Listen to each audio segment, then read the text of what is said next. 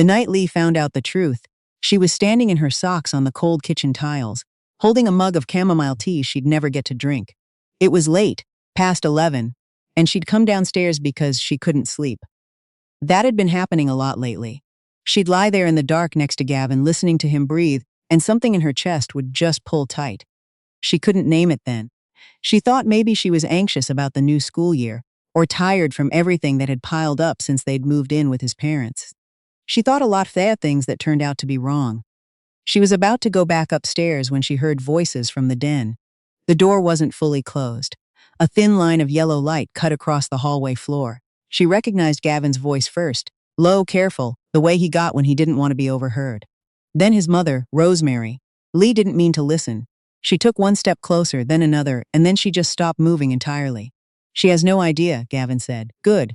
Rosemary's voice was flat and certain. Keep it that way until after the transfer goes through. And if she finds the statements, she won't. I've already spoken to the bank. Everything's been rerouted. There was a pause. A chair creaked. She's going to lose it, Gavin said. He didn't sound sorry. He sounded tired of a problem that hadn't happened yet. That's not our concern, Rosemary said. Your father built this, Gavin, not her parents. Not her. This stays in the family. Leigh stood there for a very long time. The tea went cold in her hands. She had met Gavin at a university orientation week in Halifax when she was 22 and he was 24, already a year into his master's in engineering. She'd been studying early childhood education, which his mother would later refer to as a sweet little program. At the time, Leigh thought Rosemary was just old-fashioned. She had this way of giving compliments that left a small bruise you didn't notice until later. But Gavin was different, or she'd believed he was. He was thoughtful in the way that felt rare. He remembered things. He showed up. When her dad had a health scare during their second year of dating, Gavin drove 6 hours to be there before Leigh had even finished packing. She held on to that for a long time. She still thought about it sometimes, even now trying to figure out when it had stopped meaning what she thought it meant. They got married 4 years ago, in a small ceremony outside Kingston, Ontario, where Leigh's family was from. Her mom had cried all the way through the reception. Her dad had shaken Gavin's hand and said, with complete sincerity, "She's a keeper, don't forget it." Gavin had laughed and said he wouldn't. The first 2 years were fine. Better than fine, honestly. They had a small apartment in Toronto. She was working at a daycare she loved, and Gavin had landed a stable position with a civil engineering firm. They argued sometimes, the way people do, but nothing that felt like a crack. Then Gavin's father, Edmund, had his first stroke. It wasn't a bad one, as strokes go. Edmund recovered most of his function within a few months.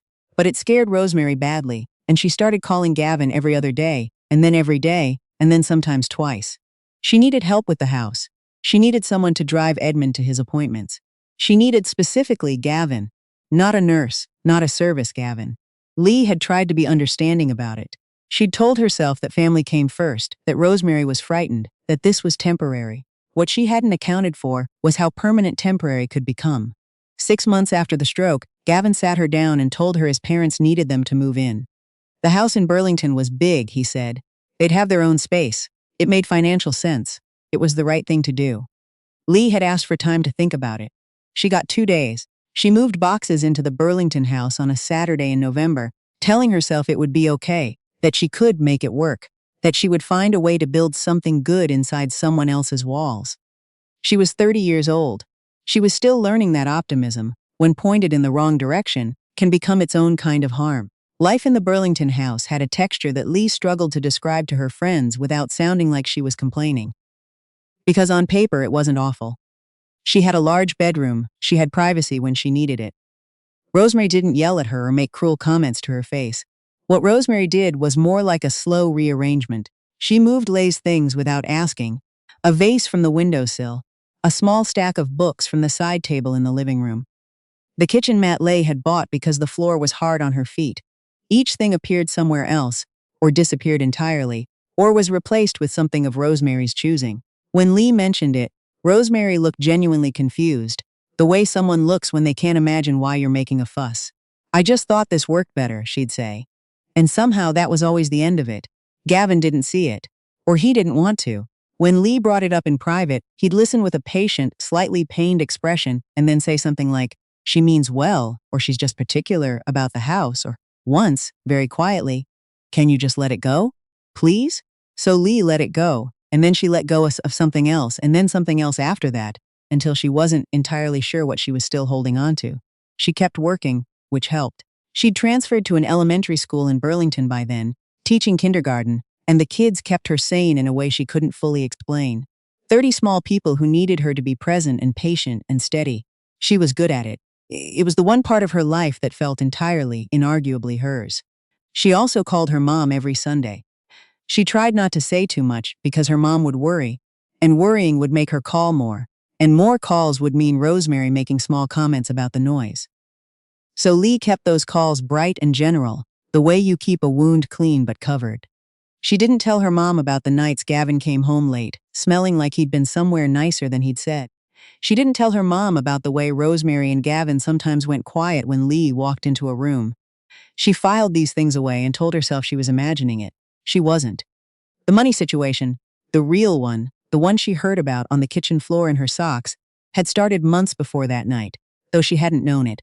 Her parents had land, a parcel outside Kingston that her grandfather had bought in the 1970s and left to her dad, who'd sat on it without doing much, because he wasn't a man who moved quickly on things. But that spring, a developer had come through the area, and the land had suddenly become worth considerably more than anyone had expected. Her dad had called, excited in the careful way he got excited, and said they were thinking of selling. It was a significant amount of money, enough to change things, enough to make people behave differently. Leigh had mentioned it to Gavin the same evening, because she told Gavin things. That was what she did. That was what she thought a marriage was. She understood now, standing in that cold hallway, that he had told Rosemary almost immediately. What she'd overheard was the tail end of a plan that had apparently been in progress for weeks. Rosemary had connections at the bank, an old family acquaintance who still owed Edmund a favor, and together she and Gavin had set up something. A joint account, Leigh gathered, structured in a way that would allow Gavin to receive a portion of any money that passed through their household. Whether Leigh consented or not, whether Leigh knew or not, they were going to intercept money from her parents' land sale, money that had nothing to do with Edmund's estate, nothing to do with the family that had built everything. Money from Leigh's family, her grandfather's land, her father's phone call. She stood there until she couldn't feel her feet, and then she walked very quietly back upstairs. She did not sleep. The next morning, Leigh made breakfast. She made it the way she always did: eggs, toast, coffee, fruit cut into a bowl for Edmund, who had trouble with whole pieces since the stroke. She moved around the kitchen with the same efficiency she always had, and when Rosemary came downstairs in her housecoat and gave Leigh the usual once-over without saying good morning, Leigh smiled and asked if she'd like her coffee now or in a few minutes. Now, Rosemary said, and sat down. Gavin came down 20 minutes later, kissed Leigh on the top of the head in that absent way he'd developed, and poured himself a coffee. Leigh watched him. He looked like himself. That was the strangest part. He looked completely, entirely like himself. She thought, I built a life around you. I moved into your mother's house. I let go of thing after thing after thing so that you could feel comfortable. And you did this. She didn't say any of it. She handed him his mug and asked how he'd slept. Fine, he said. You? Fine, she said. She called her best friend Tabitha from her car during lunch break at school. Tabitha had known Leigh since they were 8 years old, and she was one of the few people Leigh had never learned to perform wellness for. Say it again, Tabitha said. Slowly, Leigh said it again. There was a long silence on the line. Okay, Tabitha finally said. Don't tell Gavin you know. Don't say anything yet. You need to talk to someone who actually knows about this stuff. I know, Leigh said. I know that. I needed to say it out loud to someone first. You're not crazy. This is not you reading into something. What you heard is what it was. Leigh pressed her forehead against the steering wheel. My dad is so happy about that land sale. He called me to tell me how he's going to fix the roof on the cottage. I know, he's going to fix the roof on the cottage with that money, and he doesn't know that his son-in-law is. She couldn't finish the sentence. I know, Tabitha said again very gently. Let me look into lawyers, okay? I know someone through work who does family and financial stuff. I'll get you a name tonight. Leigh nodded even though Tabitha couldn't see her. Don't go home and act weird, Tabitha said. Be normal. Can you be normal? I've been normal in that house for 2 years, Leigh said. I can manage a few more weeks. She met with the lawyer, a woman named Claire, in a quiet office building in downtown Burlington on a Thursday afternoon when Gavin thought she had a professional development session at school. Claire was direct in a way that Leigh found enormously stabilizing. She laid things out plainly. She told Leigh what was possible to document, what could be challenged, what steps to take. The key thing, Claire said, is that your parents' money hasn't moved yet.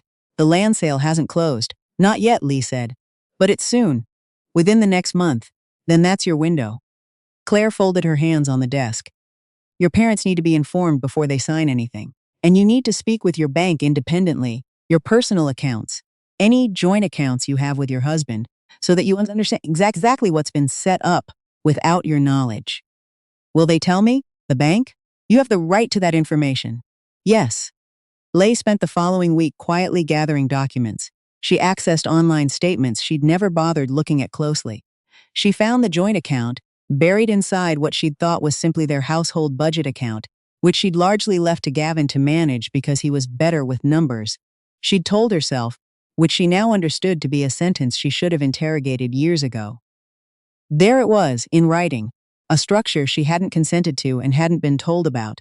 She photographed everything on her phone, sent it to Claire, and then put her phone face down on the bed and sat very still for a few minutes. Then she called her mom. She said, "Mom, I need to talk to you and Dad about something. Don't say anything to Gavin yet. Can I come to Kingston this weekend?" Her mom said, "Leigh, what's wrong?" It wasn't even a question, it was just a mother knowing. "I'll explain everything when I get there," Leigh said. Please don't say anything yet." She drove to Kingston on a Saturday morning, telling Gavin she was visiting her parents, which was true enough that she could say it without her voice changing. She sat at her parents' kitchen table, the same table she'd done homework at, cried at after bad days, eaten every Christmas dinner at, and she told them what she knew. Her dad went very still. He was a quiet man by nature, the kind who processed things slowly and thoroughly before he spoke. Her mom, by contrast, reached across the table and took Leigh's hand and didn't let go for a long time. When Leigh finished, her dad said very carefully, "He planned this with his mother." "Yes," Leigh said. He nodded once, slowly, like he was confirming something to himself. "The sale hasn't closed yet?" "No. That's why I came now." "All right." He looked at her mom. Then he looked at Leigh. "You have a lawyer?" "Yes. She's very good." "Okay," he said. "We'll talk to our own lawyer on Monday. The sale goes through a completely separate account and Gavin's name is nowhere near it." He paused. "It never would have been, but we'll make absolutely certain." Her mom squeezed Leigh's hand. "How long have you known?" "A few weeks." "Oh, sweetheart. I needed to be sure," Leigh said. "I needed to understand what I was actually dealing with before I said anything to anyone. I couldn't just blow it all up without knowing what I was blowing up." Her dad looked at her for a long moment. "You did it right," he said. "You did exactly right." She hadn't expected that to matter as much as it did. She drove back to Burlington that evening. Gavin was on the couch, watching something on TV. Rosemary had already gone to bed. Edmund was in his chair by the window, the way he often was in the evenings, looking out at the garden, where things were just beginning to go brown at the edges. Leigh had always gotten along with Edmund. He was gentle and a little faded, and she sometimes had the sense that he understood more than he let on. He never participated in the small machinery of the household the way Rosemary and Gavin did. He was just there, quiet like furniture that had developed a soul. She stopped beside his chair. "Evening, Edmund," she said. He turned and looked at her. His face had the slightly slack quality it had had since the stroke, but his eyes were the same as always, careful and dark and attentive. "Evening, Leigh?" he said. There was a small silence. She looked out at the garden with him. "You all right?" he asked. "Not entirely," she said, "but I will be." He nodded. He looked back at the window. "I'm sorry," he said. She looked at him. He didn't say anything else. She didn't ask him to. She said goodnight and went upstairs. She gave it 10 more days. She needed the documentation to be complete. She needed Claire to review everything. She needed to know that when she walked out of the house, she was walking out with every piece of the picture accounted for. Because she was not going to let anyone reframe this, or minimize it, or turn it into a misunderstanding. She packed her things gradually, a few items at a time, moving them to her car in the mornings before anyone was awake. Books first, because they were heaviest, and she didn't want to make trips. Then clothes, folded into bags that she told Gavin were donations. Then the small things that mattered most, a photo of her grandparents, a mug her students had painted for her at the end of the year, a handwritten card from her mom that she'd kept in her bedside drawer for 4 years. She left behind anything Gavin had given her. She left behind the things they'd bought together that were too complicated to claim. She was not interested in a battle over a coffee table or a throw blanket. She was interested in getting out intact. The morning she actually left, Gavin was at work, Rosemary was in the garden. Edmund was upstairs, probably still sleeping. Leigh stood in the hallway for a moment, her coat on, her car already loaded, her keys in her hand. She looked at the kitchen. She thought about all the meals she'd cooked in it, all the mornings she'd moved around it quietly, all the time she'd stood at the sink and looked out at the backyard and tried to feel at home. Then she walked to the front door, opened it, and stepped outside. She called Gavin from her car, parked 2 blocks away. He picked up on the second ring. "Hey, where are you?" "I'm not at the house," she said. "I've taken my things. I'm not coming back." A beat. "What?" "I know about the account, Gavin. I know about the money. I know about the call with your mother." She kept her voice level. She had practiced this. "My lawyer has everything. My parents have been informed. The land sale is proceeding in a way that you cannot touch." Silence. "Leigh, please don't," she said. "Don't tell me I misunderstood. Don't tell me it wasn't what it looked like. I have the statements. I have the documents. I heard your conversation with your mother. I know exactly what this was." Another silence. When he spoke again, his voice had changed, gone quieter, stripped of something. "Where are you going? That's not something you need to know right now," she said. "You'll hear from Claire. That's my lawyer. You should get one too." She hung up. She sat in the car for a minute, both hands on the wheel, and let herself feel the size of it. 4 years of marriage, 2 years in that house. All the small accommodations she'd made until she'd lost track of what accommodation looked like from the inside. She breathed in, she breathed out. Then she put the car in drive and headed toward the highway. She stayed with her parents for 2 months while the legal process started. It wasn't glamorous. She slept in her childhood bedroom and listened to her dad move around downstairs in the early mornings and ate her mom's cooking and tried not to feel like she'd gone backwards. But here's the thing she hadn't expected. She felt clear, not happy, exactly, not yet, but clear in a way she hadn't felt in years, like a window that had been fogged over for so long she'd forgotten it was a window, and now she could see out of it again. She went back to work. Her kindergarten kids greeted her return from what she'd told them was a family matter with the particular enthusiasm of 5-year-olds, which is to say one of them ran across the classroom and crashed into her legs, and another one showed her a rock he'd been saving. She stood there in that small gym-smelling classroom and felt, for the first time in months, like herself. Tabitha came up from Toronto for a weekend, and they sat on the back porch of her parents' house eating chips and talking until 2 in the morning, the way they had when they were teenagers. At one point, Leigh laughed, actually laughed, at something ridiculous Tabitha said, and was surprised by the sound of it. "There you are," Tabitha said.